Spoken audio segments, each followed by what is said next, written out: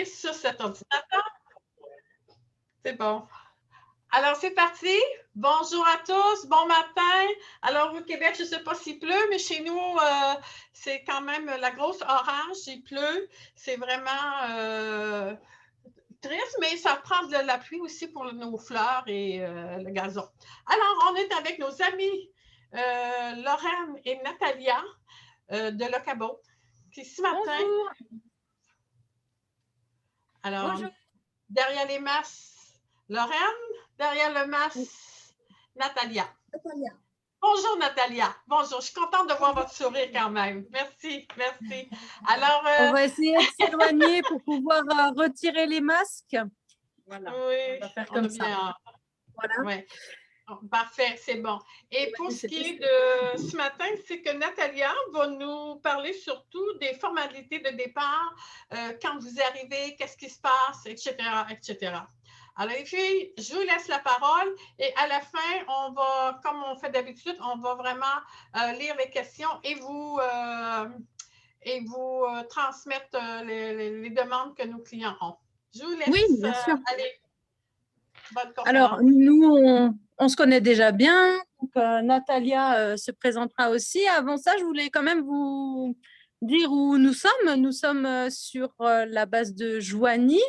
Donc, on est déjà venu à Joigny en ce début de semaine. Et donc, je vous présente un petit peu la base en plus de Natalia. Donc, c'est une très belle base, tout aménagée avec une jolie boutique. Et puis, une jolie hôtesse que nous avons là.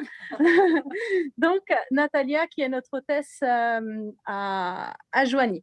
Donc, aujourd'hui, il faut savoir que ce n'est pas un jour de départ. Donc, on n'a pas de vrais clients, mais on voulait quand même vous expliquer quelles étaient les grandes étapes d'un contrat de départ, d'un moment de départ. Qu'est-ce qu'on fait avec nos clients quand ils arrivent sur base. Donc, Natalia va nous expliquer un petit peu tout ça. Voilà. Ah oui, alors on augmente la distance. Je vais peut-être même faire comme ça. Ah ouais, okay. Voilà, on va faire comme ça. On va faire un petit face à face. Est-ce que je m'excuse? Attendez un petit peu, les filles. Est-ce que c'est possible de tourner l'écran sur l'autre côté? On va voir plus large si tu le mets sur le. Comme ça, c'est mieux. Comme ça, c'est bon? Oui, c'est beau. L'écran est agrandi, c'est merveilleux. C'est parfait. Merci. Voilà. OK. Donc, très bien. Alors, quand un client arrive, donc les départs, quels sont les horaires de départ déjà, Natalia? Alors, la matinée est dédiée à la préparation des bateaux. Donc, les départs sont à partir de 14h l'après-midi, de 14h à 16h. Je préfère prendre rendez-vous avec l'épidémie. On a commencé à prendre rendez-vous avec les clients. On trouve que c'est très bien parce que comme ça, on arrive bien à s'organiser. Et un client qui sait, qui a rendez-vous avec moi pour les contrats à 15h peut bien décider d'aller faire les courses avant ou s'il y a un mécanicien disponible, il va faire l'initiation avant pour faire les contrats après. Donc, en tout cas, on est en contact avant les jours du départ. Et ça, c'est important parce que j'arrive à collecter pas mal d'informations qui sont banales, mais très importantes, comme le nombre des gens, donc l'équipage, les numéros de téléphone, les exigences particulières, parce que comme vous savez, vous pouvez commander des vélos ou d'autres choses extra. Et donc, moi, si je laissais à l'avance, j'organise au mieux et j'ai réduit les temps d'attente. Voilà. Donc, vas-y. Je veux. Quand on prend rendez-vous avec la base de départ, la première chose qu'on fait en général, c'est les contrats. Et les contrats, ça veut dire sortir du bureau avec ces documents qui a plusieurs pages, mais c'est la première qui compte.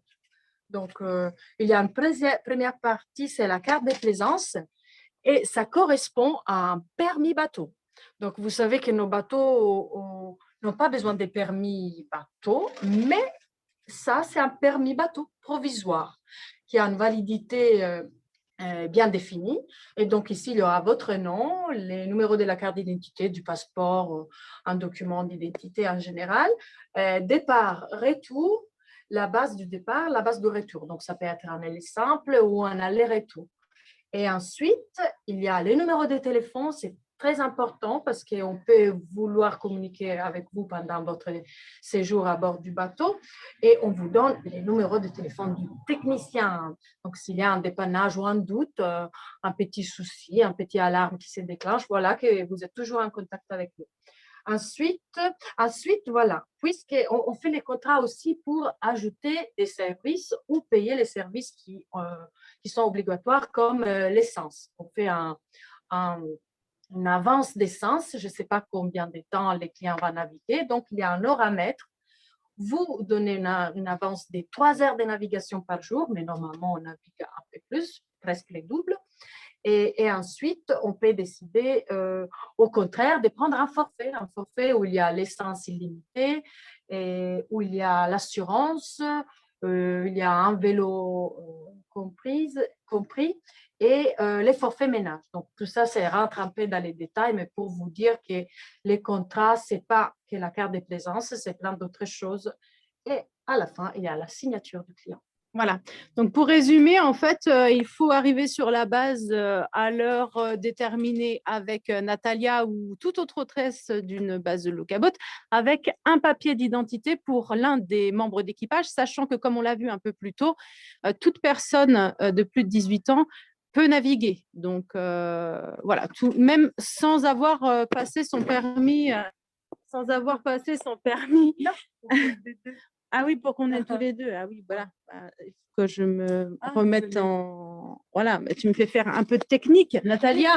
Voilà.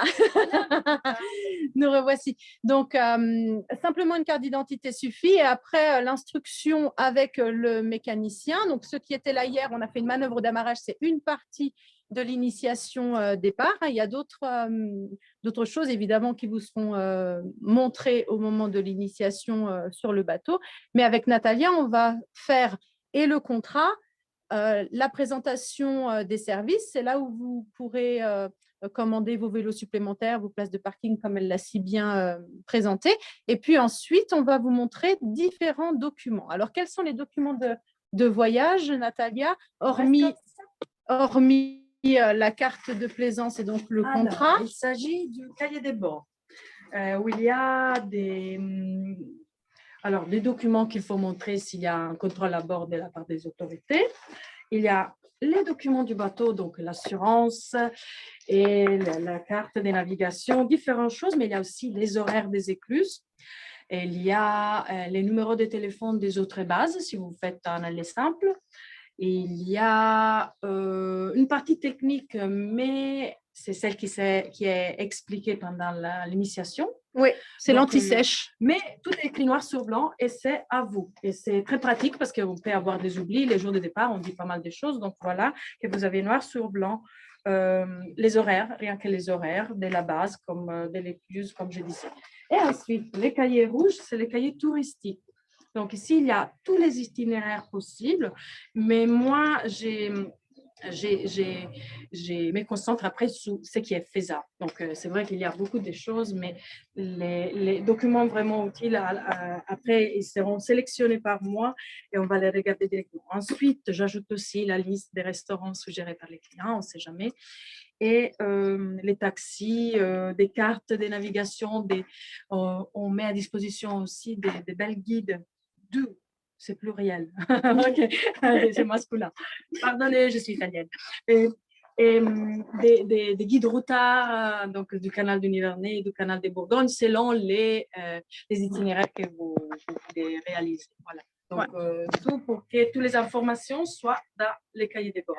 Donc ça, évidemment, la sacoche, vous partez avec. Donc, comme l'a expliqué Natalia, vous avez à la fois toutes les informations techniques qui vous seront expliquées pendant l'initiation, qui sont reprises ici, si vous avez le moindre doute, avec tous les documents d'urgence, les classeurs touristiques et des documents, des flyers même qu'on récupère à droite et à gauche. Et puis, Natalia et toutes nos collègues hôtesses de Locaboat, on connaît tous quelques bonnes adresses aux alentours qu'on peut conseiller, bien évidemment. Il y a un dernier document très important, Natalia, qui s'appelle la carte de navigation. Donc, on l'a plus ou moins aperçu avec Denise ces derniers jours. Donc, la carte de navigation, est-ce que tu peux nous expliquer un petit peu ce que c'est? Pour moi, c'est la partie plus intéressante qui me concerne parce que c'est les itinéraires. Donc, ça fait rêver. On regarde d'abord où nous sommes, les départements, les options et tout, et après, on rentre dans les détails. Donc, la carte de navigation, elle détaille vraiment la rivière et aussi les territoires autour. Donc, on peut se demander est-ce que le village est loin du canal? Et là, on voit les villages, on voit les points d'amarrage, les services disponibles, ça c'est un exemple, là, ça ne me concerne pas directement. Je vais page 39 pour voir Joigny, par exemple. Donc, ma collègue vous a dit Joigny, voilà, nous y sommes. Donc, il y a la partie au-delà du pont et la base, le cabot de Joigny. Je ne sais pas si vous voyez. Bon, c'est un exemple. Là. Parce que Pardon? Il faut que tu vises parce que moi, je ne vois pas ce que je vise. Oui, là. tu as raison. Ouais, voilà, je crois qu'on va assez bien. Service disponible à la base. Et ensuite, la rivière avec ses petits dangers. Donc, des zones, par exemple, à éviter parce que l'eau est trop bas et tout. Donc, moi, je vous donne les moyens de lire cette carte de façon immédiate presque. Donc là, par exemple, 20 minutes de navigation, c'est des exemples. Hein. Vous m'arrêtez si c'est trop détaillé. 20 minutes de navigation et vous êtes à la première écluse. C'est une écluse avec éclusier, mais si vous voulez. Et voilà, ensuite, les villages. Okay. Donc, la Roche-Saint-Sirouane, and so on. OK, donc c'est quand même intéressant de voir directement aussi parce que s'il y a un petit changement, donc si la carte n'est pas à jour et il n'y a plus un service, voilà, que j'arrive à pouvoir vous le dire et vous vous organiser selon les services qui sont disponibles et selon vos besoins et vos désirs. OK. Voilà. Donc ça, c'est bien expliqué au moment du départ. Donc la carte de navigation, vous pouvez la commander à l'avance pour pouvoir préparer le voyage chez vous ou bien la prendre sur place. Voilà. Denise, on ne t'entend pas. Je sais pas si... Juste vous dire que les gens qui le désirent, je les commande, moi, dans une librairie en France. Donc, ça prend à peu près 2 semaines. C'est l'édition du Braille. Vous pouvez le commander vous-même si vous désirez aussi.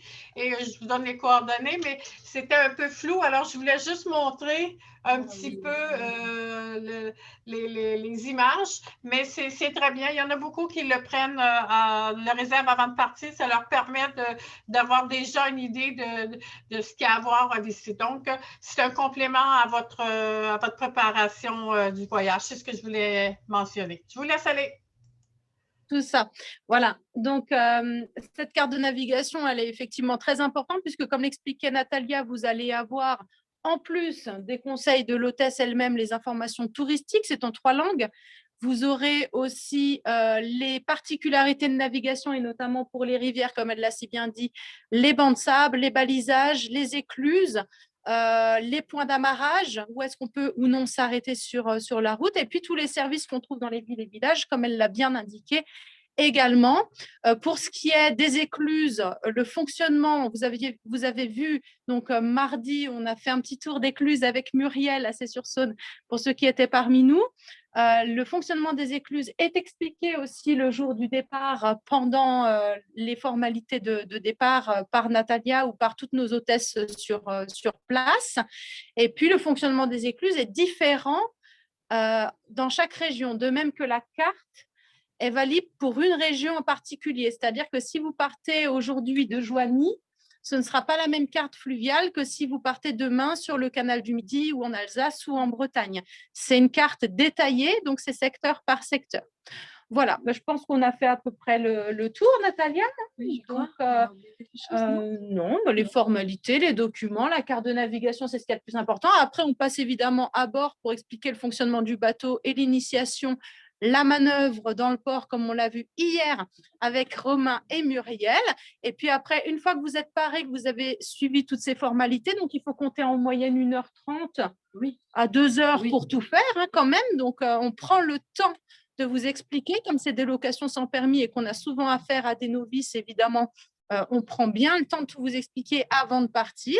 Et puis ensuite, vous êtes totalement libre de votre séjour. Évidemment, en cas de questions, de doutes, comme le disait Natalia, on est joignable 7 jours sur 7.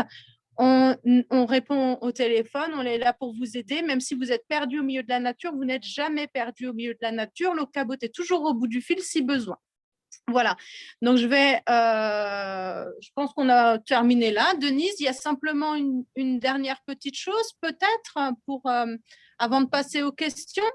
L'indice du jour. En fait, je vous disais, ce cahier-là, j'en ai quelques-uns ici. Là, habituellement, c'est le canal du Midi qu'on a le plus de demandes.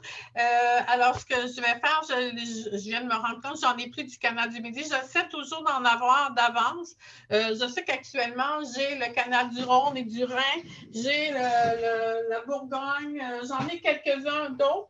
Et je les commande. Comme là, ça m'a fait penser de commander du canal du Midi pour la prochaine saison. Donc, je vais commander du canal du Midi. Habituellement, j'en ai d'avance. Mais quand j'en ai pas, je les commande à l'édition Dubreuil en France. C'est 50 $ si ça n'a pas changé parce qu'il y a le frais de transport à calculer et tout. Et c'est ça. Et on vous l'envoie par la poste, qui permet quand même, c'est un cahier qui est assez, c'est quand même 70 pages. Donc, c'est vraiment complet, tout ce qu'il y a comme information. Donc, avec ça, ça va vous permettre de mieux vous préparer pour votre beau périple. Voilà pour cette petite information. Je vois qu'il y a quelques questions. Peut-on consulter, il y a une question de André qui dit, peut-on consulter en ligne les documents techniques de contrat? Du contrat, parce que nous, on fait un contrat, mais quand ils arrivent à la base, le contrat que vous nous avez montré tout à l'heure est-ce que c'est quelque chose, parce que moi, personnellement, je ne me rappelle pas de l'avoir vu, mais ça fait quand même longtemps, mais est-ce que c'est quelque chose qu'on pourrait recevoir de votre part, que moi, je sauvegarderai dans mes documents, quelqu'un qui veut le voir avant de partir? Alors, c'est nominatif, hein, donc il y a les coordonnées personnelles et de carte d'identité de la personne. Mais la personne a une copie du contrat, c'est-à-dire que le contrat, on le fait toujours en 2 exemplaires, un que l'on garde ici à la base et puis un que vous emmenez avec vous pendant la croisière pour pouvoir justifier, notamment en cas de contrôle de police, que vous avez bien l'autorisation de naviguer. Donc, comme je l'ai expliqué ce début de semaine, en fait, l'agrément, c'est un permis provisoire, comme le disait Natalia, la carte de plaisance, pardon, parce que l'Okabot a une autorisation, c'est-à-dire un agrément qui nous permet de délivrer un permis provisoire pour nos clients. Voilà. Si vous étiez propriétaire d'un bateau, il vous faudrait passer le permis fluvial. Mais la carte de plaisance, alors on ne la fait pas à l'avance parce que c'est vraiment défini pour des dates précises, un parcours précis et une personne précise ou un équipage précis en tout cas. Donc, on ne la fait pas à l'avance, mais vous l'aurez évidemment pour votre croisière. OK. Pour le contrat, je pense que la question du client, c'était vraiment à savoir le modèle, qu'est-ce qui contient ce contrat-là. C'est un petit peu cette information-là que les gens veulent. Pas le côté nominatif, là, justement, du bateau et de la personne, mais le contenu du contrat, tout simplement. Donc, on pourra en discuter à savoir.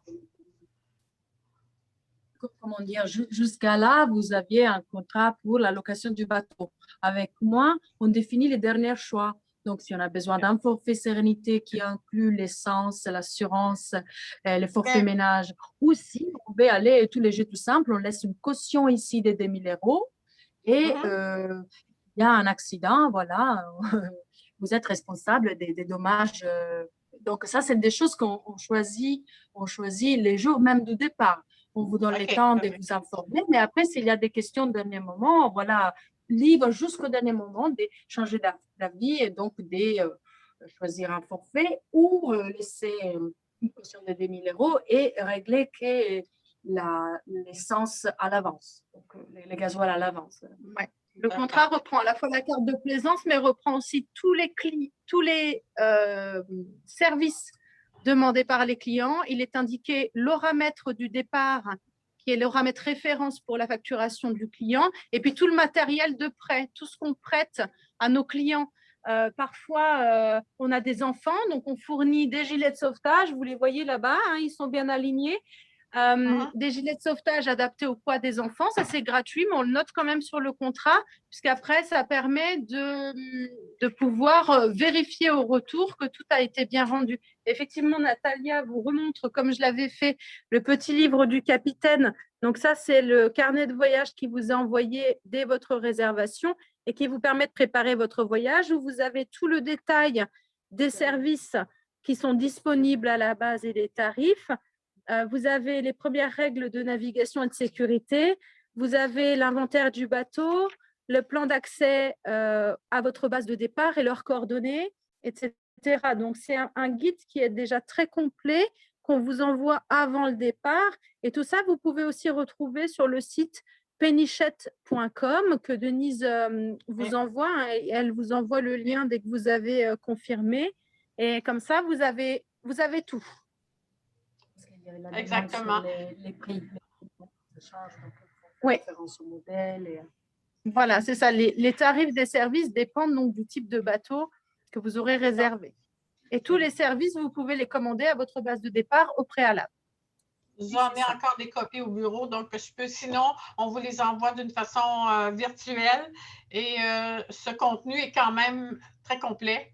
Et s'il y a des questions précises qu'on ne peut répondre, je communique avec Lorraine ou Natalia et vous allez avoir votre réponse. Alors, on s'assure que vous avez tous vos questionnements ont bien été répondus avant de prendre votre décision ou avant de partir. C'est bon? Voilà. Il y a une autre question, ça dit, peut-on réserver un point d'amarrage ou est-ce le premier arrivé, premier servi? Tout dépend des régions. Hein. Dans le sud, il est très difficile de réserver une place parce qu'il y a tellement de monde que c'est effectivement le premier arrivé, premier servi. Ici, en Bourgogne, on a quand même un petit peu plus de chance suivant les régions. Chez Natalia, ça dit quoi? Ça dépend du port. C'est des ports privés. Donc, nous sommes en contact avec les gérants du port. Il y en a qui nous disent absolument, faites en sorte que les clients m'appellent à l'avance. Parfois, ce n'est pas la chose la plus simple. Ce que je constate, c'est qu'il y a toujours plus ou moins de la place pour tout le monde. Donc, on donne un plan A, un plan B, des conseils. Souvent, on peut se mettre à côté d'un autre bateau si le point d'amarrage a déjà été occupé. Et du coup, ce qu'on voit, c'est que les ports et aussi les autres équipages sont très ouverts, donc il n'y a jamais de problème par rapport à la place, même si effectivement c'est rare qu'on puisse se réserver parce que, par exemple, chez nous, on ne fait pas de réservation des places. Mais si ce n'est pas au port, c'est dans un point d'amarrage en pleine nature, mais si les clients a besoin d'eau et d'électricité, on se rend disponible. Et de même façon, les autres gérants du port. Donc, je trouve que le feedback est toujours positif dans ce sens-là. Il n'y a personne qui est abandonné ou qui n'a pas de place, qui n'a pas de service. C'est un monde solidaire. D'accord. C'est un monde solidaire. Parfois, attendez, doit-on être hors du bateau? Ça dit, parfois, doit-on être deux hors du bateau aux écluses? Ça dépend de la grosseur du bateau, je pense, la réponse. Est-ce qu'on doit être dehors du bateau pour les écluses? C'est ça la question, oui. Denise? Oui.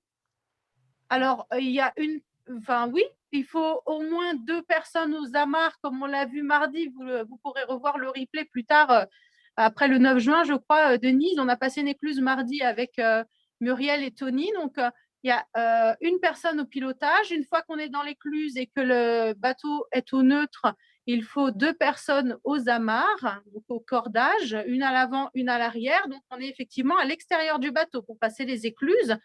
Donc, il faut être 2 personnes au moins adultes en bonne condition physique pour passer les écluses. Après, ce qu'on conseille, c'est s'il y a des enfants en bas âge, de les enfermer dans le bateau le temps du passage d'écluse, si jamais il n'y a pas un 3e adulte pour jeter un œil aux enfants. Oui, c'est bien. J'ajoute une chose, il y a les éclusiers chez nous. Ce n'est pas des écluses automatiques. Il y a des personnes et il faut dire qu'ils sont extrêmement à l'aide. Et donc, ils voient bien et savent bien que les bateaux low-cabot sont aussi pour des débutants. Et dans plusieurs occasions, c'est eux qui donnent un coup de main. Donc, on peut compter vraiment sur eux et donc sur les voies navigables de France qui est l'organisme duquel ils dépendent. Donc, on a aussi un couple. On a des couples qui naviguent et donc il n'y a qu'une personne aux amarres et une personne qui… Et ça s'est fait grâce à l'aide des éclusiers. Tout à fait. On ne peut pas compter sur eux officiellement, mais ils sont là et c'est des petits anges qui accompagnent nos clients. Donc, moi, je la vois comme ça.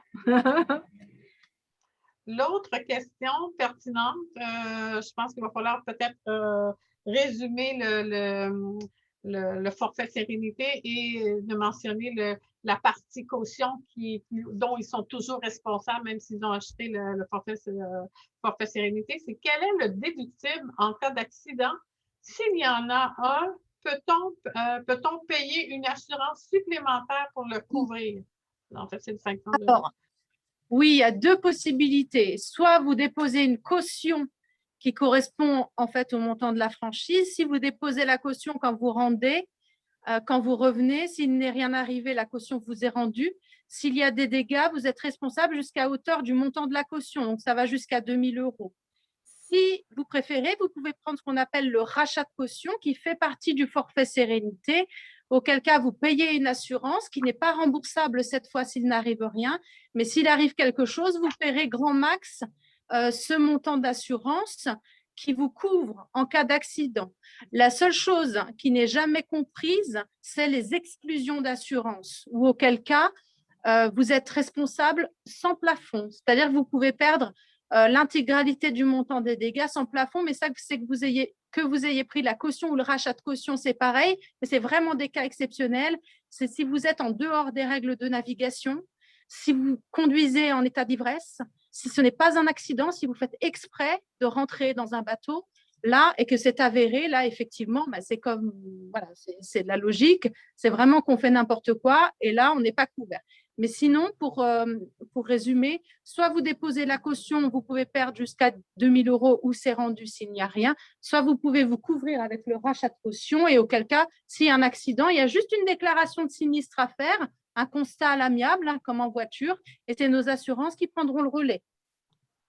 D'accord.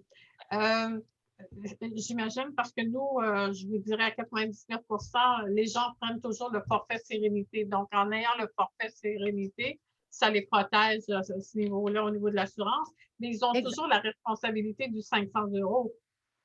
Alors, effectivement, quand il y a le rachat de caution qui est inclus dans le forfait sérénité, donc quand on prend le rachat de caution ou le forfait sérénité, on demande une caution minimum de 500 € qui est rendue au retour, même si vous avez un accident. La seule condition, la seule raison pour laquelle on demande 500 €, c'est au cas où vous seriez dans les exclusions d'assurance, ça nous permet d'avoir au moins 500 € de garantie sur le montant des dégâts. D'accord, c'est clair. Merci. Ici, on dit, ai-je bien compris que les dépenses se font entre 14 et 16 heures le jour même après notre session d'information? Exactement. Alors, je vous laisse aller, puis peut-être mentionner aussi le retour. Oui. Alors, les horaires, Natalia, tu veux préciser?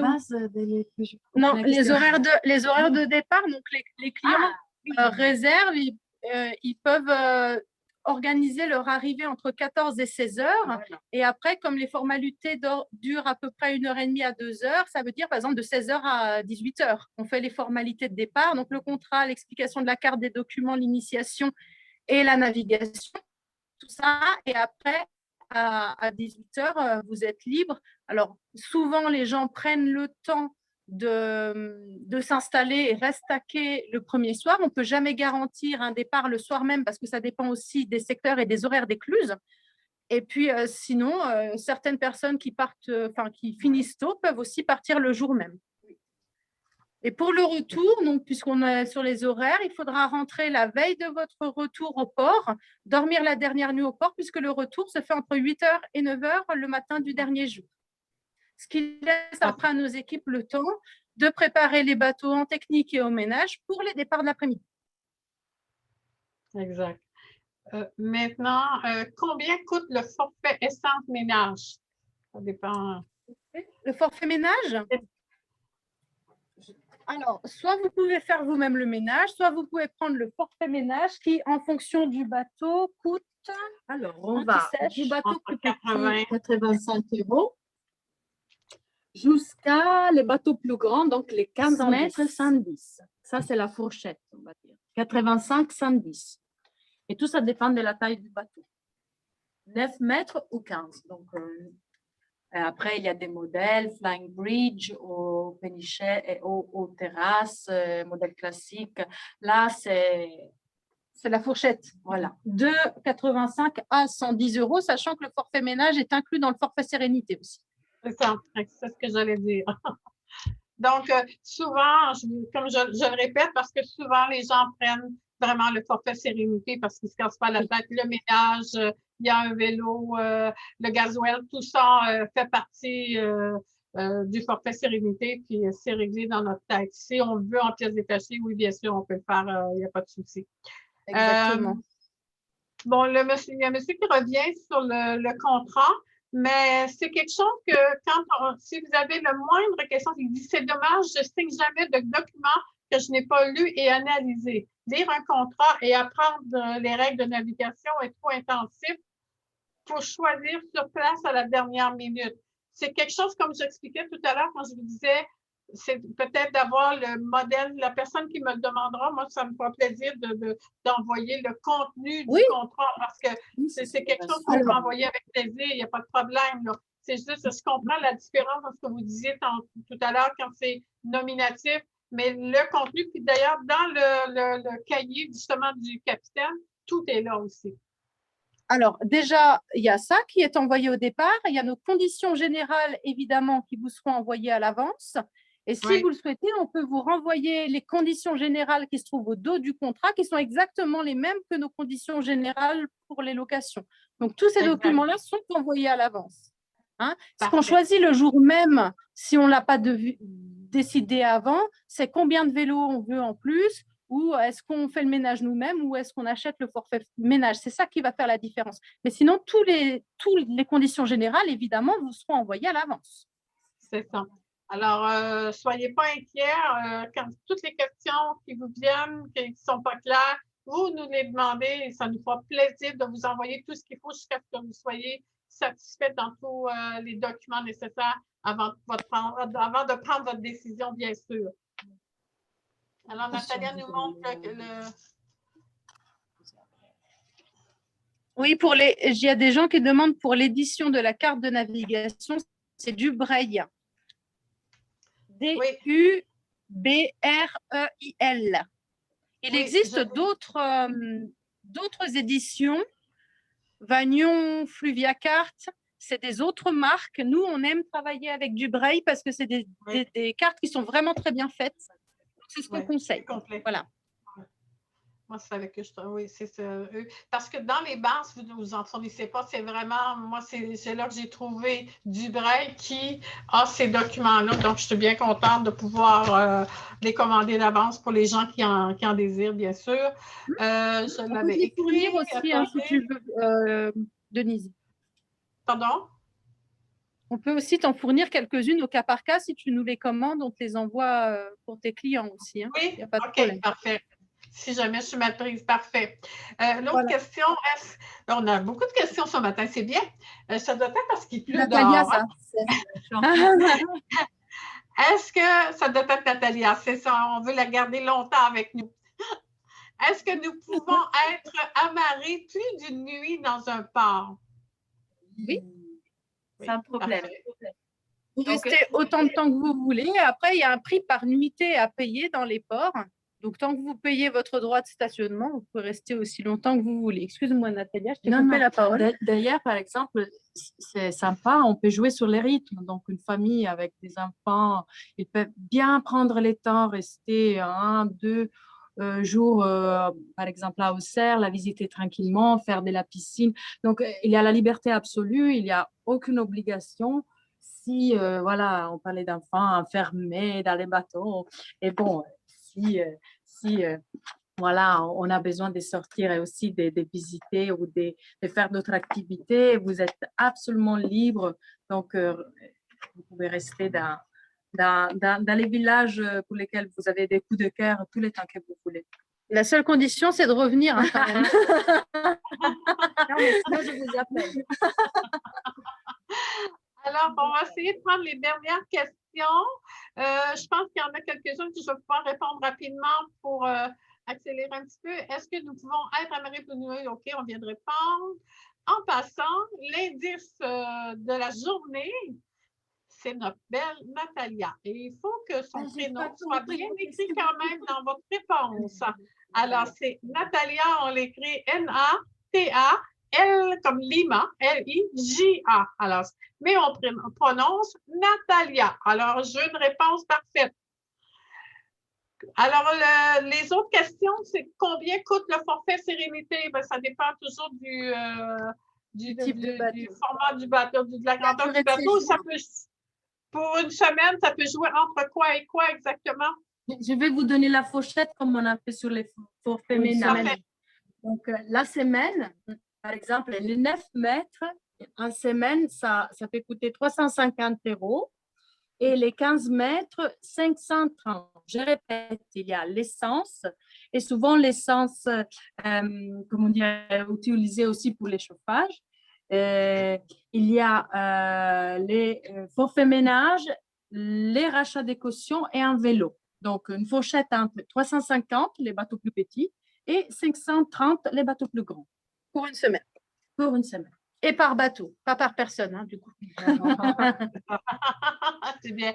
Le coût d'un vélo supplémentaire pour une semaine, c'est 45 €. Et voilà, 11 jours, 70 €, je l'ai appris hier.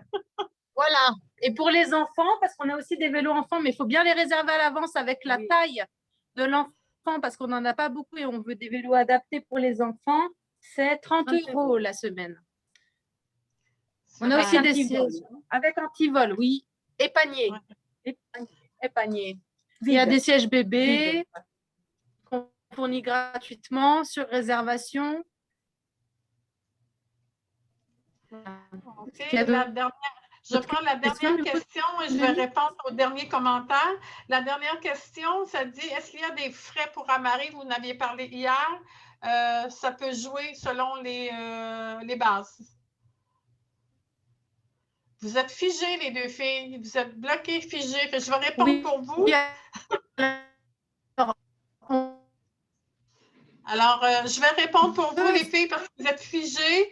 Les frais, ça dépend des dépenses, mais en moyenne, c'est entre 15 et 25 €. Ça dépend où. Quand il y a des bases qui sont beaucoup plus populaires que les autres, c'est un petit peu plus cher, mais à la journée, c'est à peu près pour le bateau. Répète, OK? Oui, alors certaines